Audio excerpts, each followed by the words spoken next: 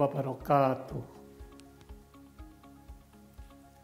Selamat berjumpa kembali adik-adik Rakanda, Ayunda,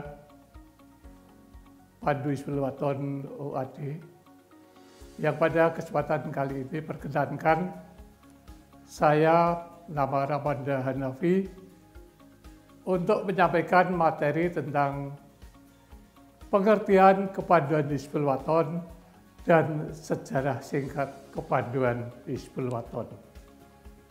Mengapa perlu kita adakan orientasi? Karena untuk mengenal lebih jauh seorang pemimpin Pandu Hizbul Waton harus mengenal lebih dalam lagi tentang apa itu kepanduan Hizbul Waton. Kepanduan adalah proses pendidikan yang menyenangkan di bawah tanggung jawab anggota dewasa. Dan kegiatannya dilakukan di luar lingkungan pendidikan keluarga dan di luar lingkungan pendidikan sekolah. Kemudian menggunakan prinsip dasar kepanduan dan metode kepanduan. Bagaimana sifat kepanduan? Sifat kepanduan adalah satu, nasional. Tujuannya menjadi warga negara yang berguna bagi negaranya. Kemudian yang kedua, internasional. Persaudaraan pandu tanpa mengenal batas negara. Antara yang di Mesir, ada yang di Malaysia, maupun di Indonesia, ini adalah pandu sama. Kemudian yang ketiga, universal, tanpa memandang bangsa, golongan, asal-usul daripada anggota pandu. Adik-adik sekalian, sekarang kita mengenal tentang fungsi kepanduan itu apa. Pertama adalah kegiatan yang menarik bagi peserta didik, sehingga yang kita sajikan dalam kepanduannya adalah kegiatan-kegiatan yang bisa menarik. Dua, kewajiban dan pengabdian bagi anggota dewasa. Kemudian yang ketiga, sebagai alat bagi persyarikatan dan masyarakat. Siapa anggota dan kapan berdirinya Pandu Hizbul Waton itu? Anggota Pandu Hizbul Waton itu terdiri dari A, anggota muda yang dikelompokkan dalam kelompok usia atau kelompok umur. Usia 7 sampai 10 tahun dinamakan Pandu Atfal. Kemudian usia 11 sampai 15 tahun adalah pandu pengenal. Dan usia 15 sampai 20 adalah pandu penghela. Serta usia 21 sampai 25 tahun adalah pandu penuntun. Yang kedua adalah anggota dewasa. Anggota dewasa adalah anggota yang usianya 25 tahun ke atas atau yang sudah menikah. Ini bisa menjadi sebagai pemimpin kabilah atau pemimpin kuartir atau pengurus, istilahnya kalau di dalam kepanduan namanya pemimpin. Bisa juga instruktur atau pelatih. Adik-adik sekalian, selanjutnya kapan Hizbul Waton itu berdiri?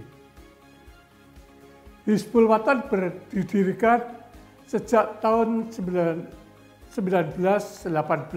Masehi atau 1336 Hijriah dengan segala pasang surutnya sesuai dengan perkembangan dan perjuangan bangsa Indonesia. Kepanduan Hizbul Waton yang pernah dilebur menjadi pramuka dibangkitkan kembali pada tanggal 18 November 1999 Hijriah, bertepatan dengan tanggal 10 Sya'ban 1420 Hijriah. Selanjutnya, dinamika kegiatan Kepanduan Hizbul Wathan.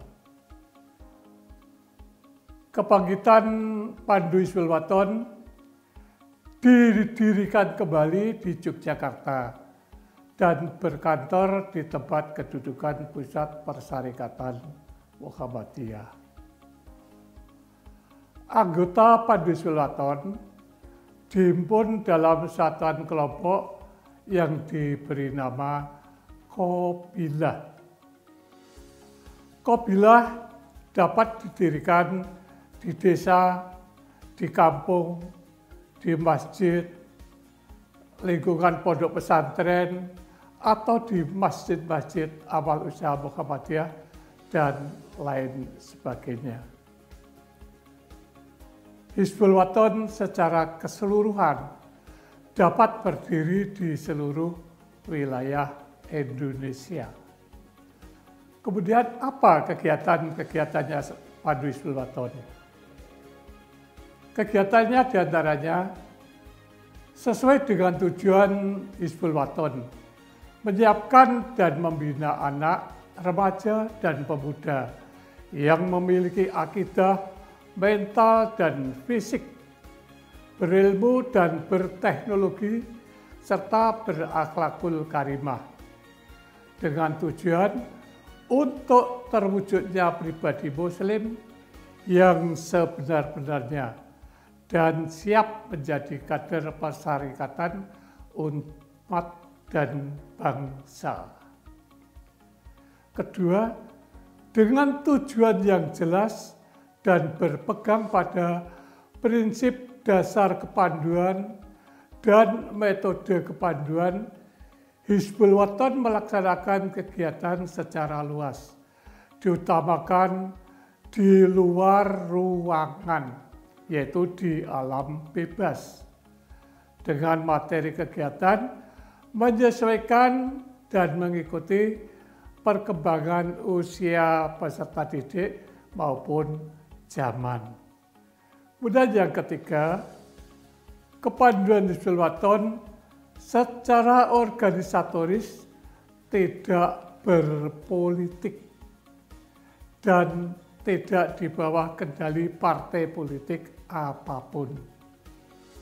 Jadi boleh dikata kepanduan itu adalah non-politik.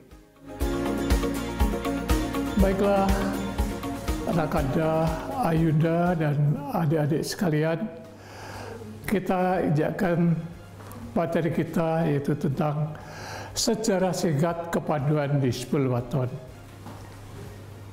Kita awali dari menjelang kelahiran. Kepanduan di dunia ini diciptakan oleh Baden-Powell pada tahun 1907 di Inggris, yang kemudian berkembang di seluruh dunia. Pada tahun 1912, tokoh kepanduan Belanda atau NPO ke Indonesia sebagai negara jajahannya, mendirikan cabang NPO. Karena situasi dunia, NPO pun sulit berkomunikasi dengan induknya, maka namanya berubah menjadi NIPV pada tahun 1914. Dengan berdirinya Budi Utomo pada 20 Mei 1908 dan kebangkitan bangsa Indonesia, peristiwa tersebut bagaikan tonggak sejarah, sehingga pada tahun 1916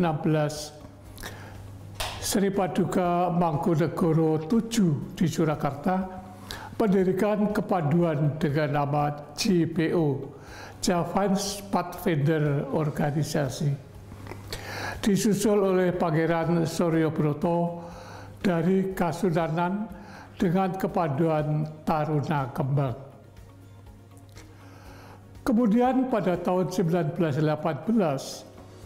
Kiai Haji Ahmad Dahlan didampingi seorang pemuda bernama Mulyadi Joyo Martono. Sepulang pengajian Sidik Amanah Tabligh Fatonah di alun-alun Mangkunegaran, melihat sekelompok pemuda berseragam, berbaris, mereka adalah gabungan NIPV, JPO, dan Taruna Kembang. Kiai Haji Ahmad Dahlan berkeinginan Muhammadiyah dididik seperti yang beliau saksikan. Kemudian beliau segera memerintahkan kepada Mulyadi untuk merintis kegiatan tersebut dengan tujuan mengabdi kepada Allah semata. Kemudian Mulyadi mengumpulkan pemuda-pemuda Muhammadiyah dan segera latihan di halaman Masjid Agung Solo dengan seragam seadanya. Sesampainya di Jogja, Kiai Haji Ahmad Dahlan menunjuk beberapa guru, antara lain mantan guru SD Muhammadiyah Suronatan atau Standard School, Bapak Somotirjo, Bapak Sirot, dan Bapak Sarbini, guru SD Muhammadiyah Hambau Sastran. Dengan resmi lahirlah Pathfinder Muhammadiyah, baik yang di Solo maupun di Yogyakarta. Latihan bermula bagi guru-guru setiap Ahad sore di Standard School Suronatan. Selanjutnya diserahkan kepada anak-anak dan orang dewasa dengan seragam kemeja drill kaki, celana biru tua, kacu merah tua bintik-bintik hitam, dengan istilah kacu dele kecer. Ini atas usaha Haji Nawawi.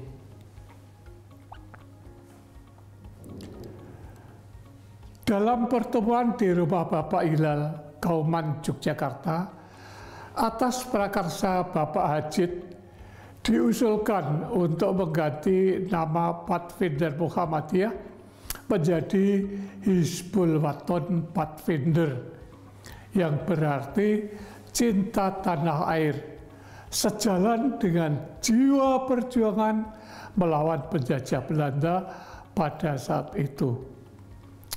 Peristiwa tersebut terjadi pada tahun 1920.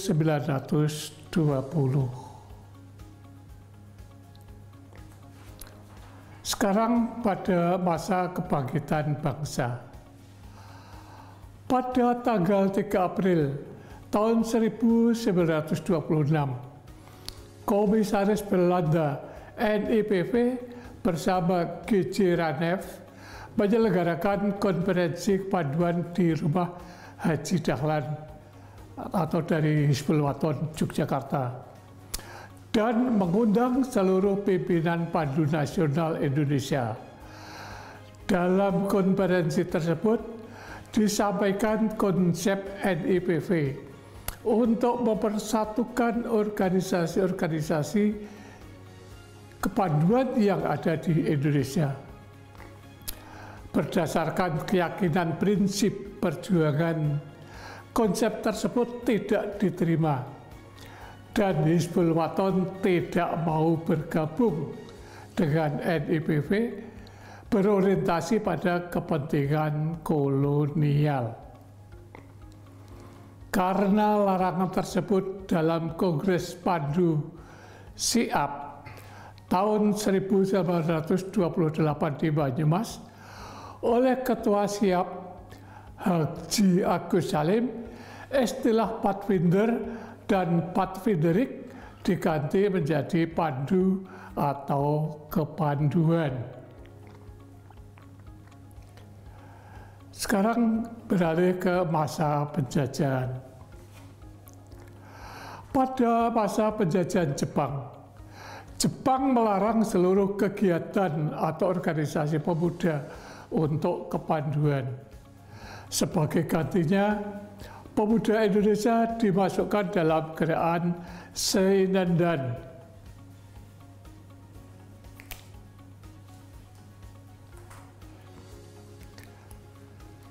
Kemudian pada waktu masa kemerdekaan, pada akhir September 1945, setelah proklamasi di Balai Mataram, Yogyakarta, diadakan rembuk pandu yang menghasilkan keinginan membangkitkan kembali pandu.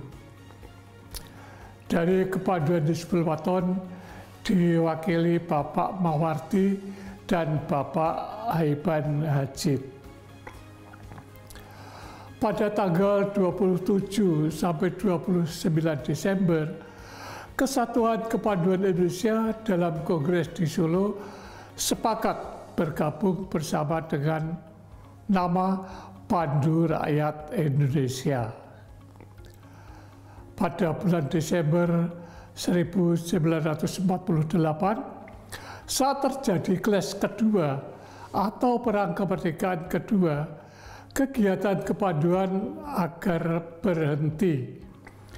Tetapi di beberapa daerah yang tidak dijamah Belanda tetap mengadakan latihan.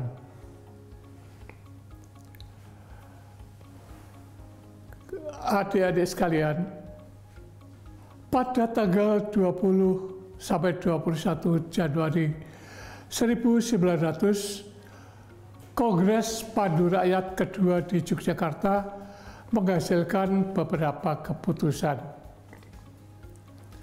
Di antaranya satu, sebelum Jenderal Sudirman wafat, sesuai dengan keputusan Kongres, beliau sempat merestui Hizbul Waton untuk dibangkitkan kembali. Kedua, pada tanggal 29 Januari 1950 diadakan apel kebangkitan di halaman Masjid Besar Kauman, dipimpin oleh Bapak Haiban Hajid.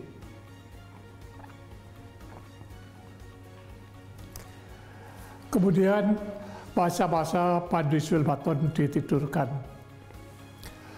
Dengan Kepres, Keputusan Presiden nomor 238 tahun 1961 tentang lahirnya Pramuka, semua organisasi kepanduan harus meleburkan diri ke dalam gerakan Pramuka, termasuk kepanduan Hizbul Waton.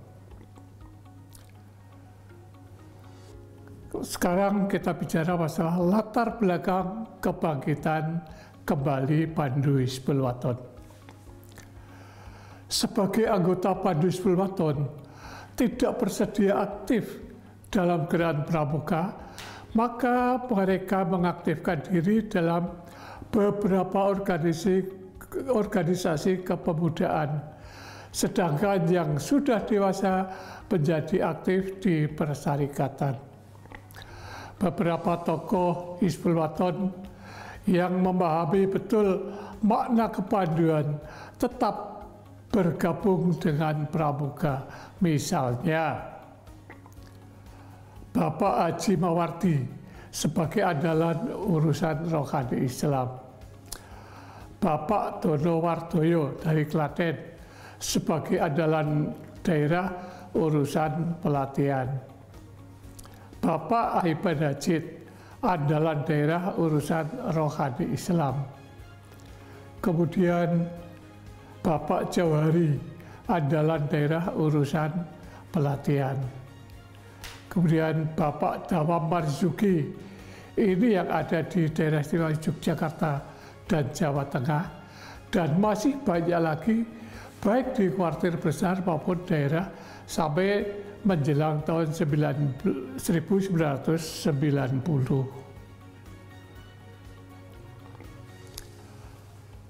Pada saat Muktamar Muhammadiyah tahun 1980 di Surabaya, Hizbul Wathan Werda ikut menjadi penggembira dalam muktamar tersebut. Pada muktamar selanjutnya, baik di Solo, Aceh, dan Yogyakarta, Hizbul Wathan Werda tidak mau ketinggalan. Pada tahun 1994, mantan Pandu Hizbul Wathan dan Pandu NA bertakyah pada Bapak Sumitro di Komplek Perumahan UGM atas meninggalnya Ibu Sumitro. Di sini tercetus untuk mengadakan reuni Hizbul Wathan secara nasional. Pada tahun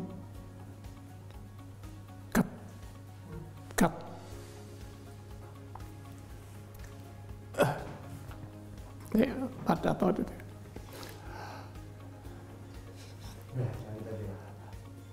Pada tahun 1996 terlaksana reuni mantan Pandu Hizbul Wathan baik tingkat daerah istimewa Yogyakarta maupun nasional di Gedung Mu'alimin Muhammadiyah Yogyakarta. Dari kegiatan reuni tersebut tercetus untuk membangkitkan Pandu Hizbul Wathan kembali.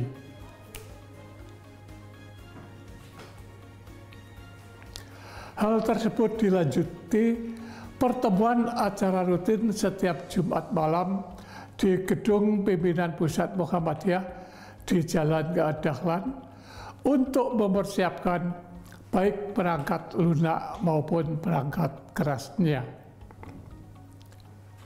Rencana kebangkitan pada tanggal 18 November 1999 bertepatan dengan lahirnya Muhammadiyah, tetapi situasi politik kurang kondusif. Maka kebangkitan mundur